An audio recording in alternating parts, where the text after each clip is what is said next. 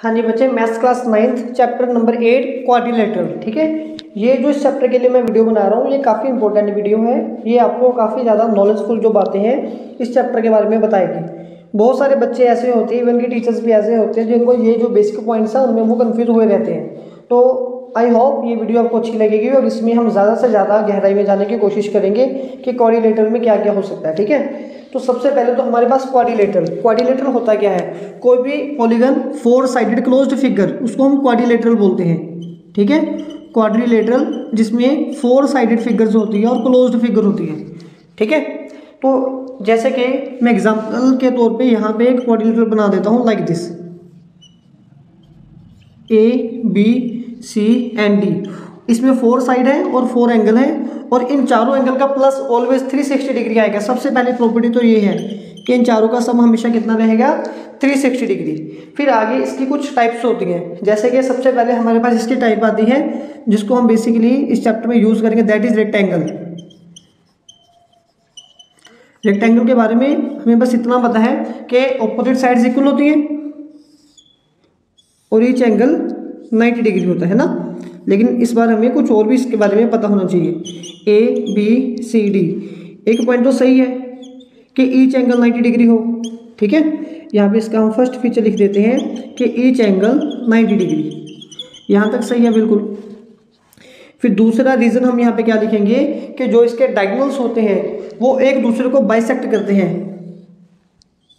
जो इसके डायगोनल होंगे, जहाँ पर इसके डायगोनल का एक्सीडेंट होगा वो इक्वल पार्ट में डिवाइड होंगे आपस में। ठीक है, मान लो ये जो डायगोनल था ये 10 सेंटीमीटर था और ये जो था ये 20 था, तो 10 वाला जहाँ पे एक्सीडेंट हुआ वो 5 में डिवाइड होगा, 20 वाला 10 में डिवाइड होगा। ठीक है, तो इसके जो डायगोनल्स हैं वो क्या करते हैं, एक दूसरे को वो बाइसेक्ट करते हैं। ऑपोजिट साइड्स इक्वल होती हैं एंड पैरेलल होती हैं। ठीक है, तो हम किसी भी रेक्टेंगल को पैरेललोग्राम भी बोल सकते हैं,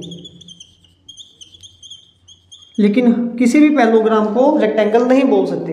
तो ये तो था रेक्टेंगल। ठीक है, अगर इसका कोई और फीचर याद आएगा वो हम साथ साथ लिखते जाएंगे। सेकंड नंबर पे हमारे पास आता है स्क्वायर।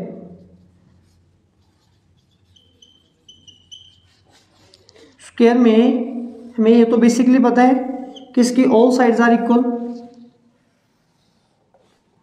ABC and D। तो इसमें इसके ऑल साइड्स इक्वल होती हैं। ठीक है, यहाँ पर इसके ऑपोजिट साइड इक्वल थी एंड पैरेलल थी, इसमें इसके ऑल साइड्स इक्वल होंगी एंड आपस में पैरेलल होंगी। फर्स्ट कंडीशन इसकी all sides equal, second each angle 90 degree हो गया, इसमें ये भी 90 है, ये भी 90 है, ये भी 90 है और ये भी 90 है। थर्ड पॉइंट इसमें क्या आएगा कि इसके जो डायगोनल्स होते हैं वो इक्वल होते हैं। मतलब कि अगर इसका फर्स्ट डायगोनल हमारे पास 10 सेंटीमीटर का आ रहा है तो उस स्क्वायर का जो दूसरा डायगोनल होगा वो भी 10 सेंटीमीटर का होगा। फोर्थ पॉइंट, डायगोनल ये बाइसेक्ट करते हैं। मतलब कि अगर ये वाला 5 है तो ये भी 5 आएगा, ये भी 5 आएगा, ये भी 5 आएगा। और कितने पे बाइसेक्ट करते हैं? At 90 degree. और यहाँ पे बनने वाला हर एक एंगल 90 डिग्री होगा।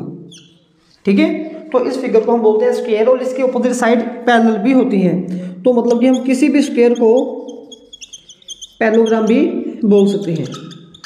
ठीक है, अब इसके बाद फिर हमारे पास थर्ड नंबर पे आएगा रोम्बस।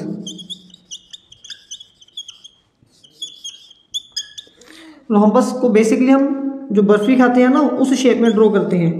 पहले इसके डायगोनल फिर इसकी साइड्स। Suppose ABCD। रोम्बस की ऑल साइड्स आर इक्वल होते हैं। ठीक है, ऑल साइड्स इक्वल।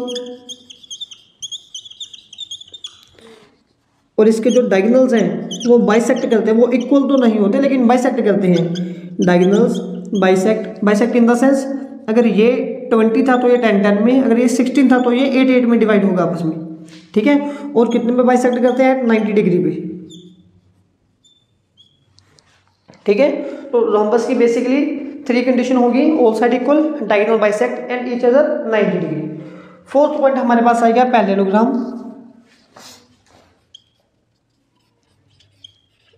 इसको हम ऐसे भी डिनोट कर देते हैं, ABCD। इसमें क्या होता है कि इसकी ऑपोजिट साइड्स वो पैरेलल होती हैं आपस में और इक्वल होती हैं, मतलब कि ऑपोजिट साइड्स वो इक्वल होंगी, ऑपोजिट साइड्स पैरेलल होंगी, ऑपोजिट एंगल इक्वल होंगे, डायगोनल बाइसेक्ट करेंगे, ठीक है, और diagonal divide it into two congruent part. इसके जो डायगोनल है इसको दो इक्वल पार्ट्स में डिवाइड करेंगे, कॉन्ग्रुएंट ट्रायंगल में इसको डिवाइड करेंगे, ठीक है। तो सबसे पहले आपने याद रखना, अगर इसको ऑर्डर में चल रहे हैं, सबसे पहले होता है क्वाड्रिलेटरल, ठीक है, बल्कि जो 4 साइडेड फिगर होती है। दूसरे नंबर पे हमारे पास आता है ट्रेपीजियम। ट्रेपीजियम के बारे में मैंने डिटेल में इसलिए नहीं बताया, उसका इस क्वेश्चन में, इस चैप्टर में बहुत कम यूज़ है। वो होता क्या है, ट्रेपीजियम का बस एक ही पेयर जो है वो पैरेलल होता है, दूसरा पेयर नॉन पैरेलल होता है, ठीक है। फिर थर्ड नंबर पे हमारे पास आता है पैरेललोग्राम। इसमें कोई भी पैरेलल नहीं है, इसमें एक पेयर पैरेलल है, इसमें सभी पेयर बल्कि दोनों पेयर पैरेलल होंगे और इक्वल होंगे। फिर आता है रेक्टेंगल, फिर आता है रोम्बस, फिर लास्ट में आता है स्क्वायर। तो इनको फीचर के हिसाब से आप इस सीक्वेंस में याद कर सकते हो। बाकी जैसे जैसे हम क्वेश्चन करेंगे इनके फीचर में आपको अच्छे से पता चलता रहेगा। ओके, अब पैरेललोग्राम में एक और पॉइंट आएगा कि अगर हमने किसी फिगर को पैरेललोग्राम प्रूफ करना है, ठीक है, तो उसमें ये सारे फीचर चेक करने की जरूरत नहीं है। अगर आप ये प्रूफ कर दो कि किसी फिगर का एक पेयर पैरेलल और इक्वल है तो भी वो पैरेललोग्राम है। मतलब कि अगर हम किसी फिगर को पैरेललोग्राम प्रूफ करना चाहेंगे तो आप ये प्रूफ कर देना कि उसका एक ही पेयर पैरेलल और इक्वल है, तो दूसरा अपने आप पैरेलल और इक्वल आ जाएगा। या फिर अगर आप किसी फिगर की 4 साइड इक्वल प्रूफ कर दो, ठीक है, फिर भी हम उसको पैरेललोग्राम बोलेंगे। तो ये तय है कि अगर उसकी चारों साइड इक्वल है तो वो जो अपोजिट साइड्स है वो आपस में पैरेलल होंगी, ठीक है। तो ये जो बेसिक पॉइंट थे आई होप आपके काम आएंगे।